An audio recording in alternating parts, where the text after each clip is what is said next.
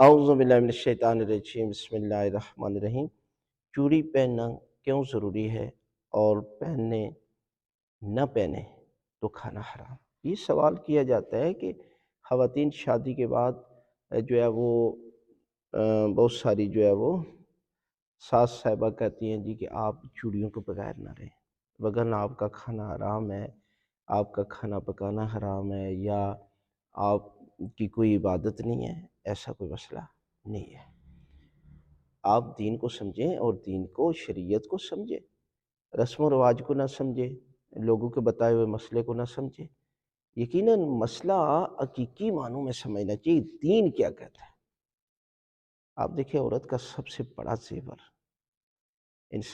عورت کی سب سے خوبصورت چیز، عظیم ترین چیز اس کا حیا اور اس کا پردہ ہے، اور اس لیے عورت کو کہتے ہیں پوشیدہ چیز، چھپی ہوئی چیز، شرمگاہ کو عورت کہا جاتا ہے۔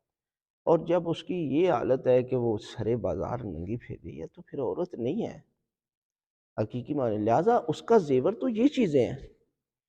چوڑیاں مثلا دیکھیں، مرد سونا حرام ہے کسی وقت بھی، اور چند لمحے کے لیے بھی وہ پہنے، شادی کے موقع پر بھی پہنے تو حرام ہے، حرام حرام ہی ہے، وہ چاہے شادی ہو یا بغیر شادی۔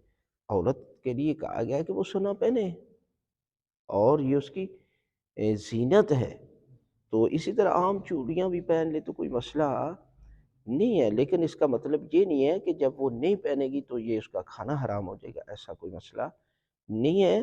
عورت کے لیے سب سے بہترین یہ ہے کہ وہ حیا ہو، عفت ہو، پاک دامن ہو، یہ اس کے لیے بہترین زیور ہے، اور ہر عورت کو چاہیے کہ وہ اس حالت میں، اس کنڈیشن میں رہے گی تو یقیناً اس کی عبادت گھر میں بھی وہ کرے گی تو مسجد کا اجر اور ثواب پروردگار جو ہے اسے عطا کرے گا۔